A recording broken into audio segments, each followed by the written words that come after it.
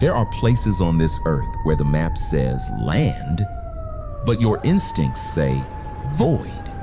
Tonight, we're opening a file that was never meant to be opened, a documented account buried under centuries of silence. This is true haunt lore, and this is Poveglia Island. Before we go any further, subscribe, turn on the notification bell, and join the archive. Because some stories don't stay buried. Out in the Venetian Lagoon, beyond the beauty of gondolas and candlelit canals, sits a shape most locals refuse to name. Poveglia, 18 acres of scorched history, where the ground itself is said to be half human ash. This isn't poetic language, it's a recorded reality. In 1776, the island became a checkpoint. Ships arriving in Venice were stopped, inspected, and if even one passenger showed signs of sickness, they were taken. No trial, no appeal, just exile. Imagine it. You cough once, maybe twice, and suddenly men in masks point at you. You're dragged away, loaded onto a boat, and as the city fades behind you, something worse comes into view. Poveglia, because during the Black Death, this island wasn't quarantine, it was a waiting room for death. Records estimate over 160,000 people died here. Not peacefully, not cleanly, but thrown into pits, sometimes still breathing, burned in massive fires that never stopped. Day and night, the air carried smoke thick with ash. And something else, something human, fishermen claimed they could hear screaming across the water long after the fires had died down. And then, silence.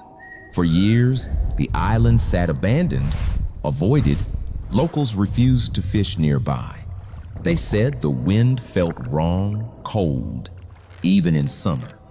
Then in 1922, someone's made a decision that still doesn't make sense. They built a mental asylum. On top of it, patients were sent there, people already struggling with their minds, and almost immediately, something changed. They all began reporting the same thing. Figures at the ends of their beds, whispers in empty rooms, the sound of coughing echoing through walls. Doctors dismissed it, called it delusion. But the reports didn't stop. They spread. And at the center of it all was the director, a man obsessed with curing madness by force.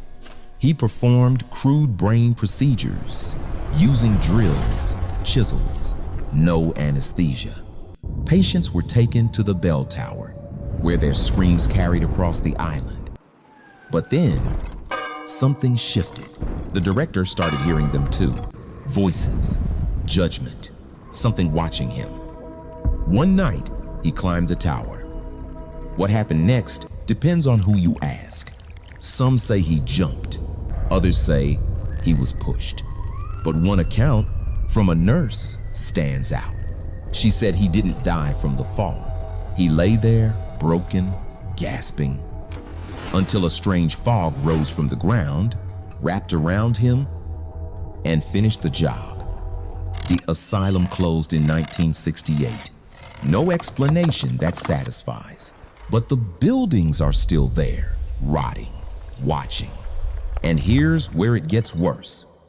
Modern visitors, people who sneak onto the island, report the same exact things. A crushing feeling, like something is pressing on your chest. The sense that you are not alone, even in open space. Some claim to hear voices speaking Italian, even if they don't understand it. Others record crying, not one voice, but many.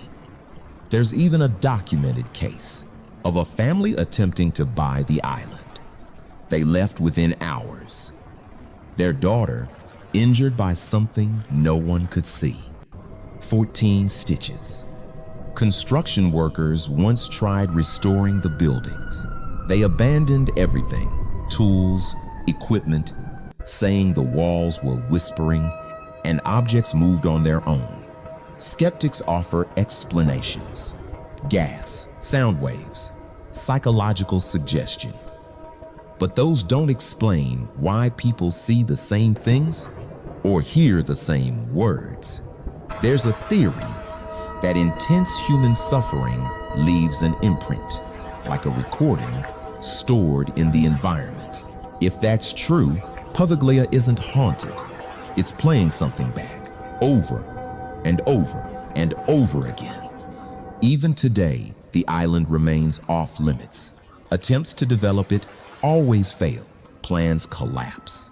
People walk away as if the island refuses the living. Venetians have a saying: Poveglia does not let go. So if you ever stand on the shore and see it in the distance, don't go closer, because some places aren't meant to be explored. They're meant to be avoided. We've opened the file, but it's still not closed. And maybe it never will be. If this account stayed with you, leave a like, subscribe, and tell us in the comments if you've ever experienced something you couldn't explain. This is True Haunt Lore, and we'll be waiting in the next entry. So after unpacking the sheer nightmare we just explored, the plague victims, the twisted asylum experiments, and the thousands of souls literally baked into the soil, you're probably wondering, what exactly is the atmosphere like on Poveglia Island today? Well, my personal take on this forbidden island right now is all about the deeply unsettling power of nature. If you sail through the Venetian Lagoon today, expecting to see a menacing Hollywood-style fortress of doom, you might actually be caught off guard. From a distance, the island almost looks surprisingly serene. The crumbling, historic stone architecture of the old hospital has been completely swallowed by lush, wild vegetation. In the daylight, it almost gives off this dark, overgrown pastoral beauty. It looks like a peaceful, untouched ruin resting on the water. But don't let that quiet, scenic exterior fool you. Today, Poveglia is strictly off limits to the public. There are no ghost tours, no gift shops, and no overnight stays. The government has essentially left it to rot. Honestly, from my perspective, that absolute isolation is what makes it the most terrifying place on earth. The true horror of Poveglia today isn't just the alleged demonic entities or the phantom bell ringing in the empty tower. It's the profound, suffocating silence. It's a piece of land where the history was so dark and so tragic that humanity simply locked the door, threw away the key, and let the earth reclaim it. Poveglia Island is a hauntingly beautiful ruin, but the dread in its soil is permanent. Thanks for joining me on this journey, and I'll catch you in the next mystery.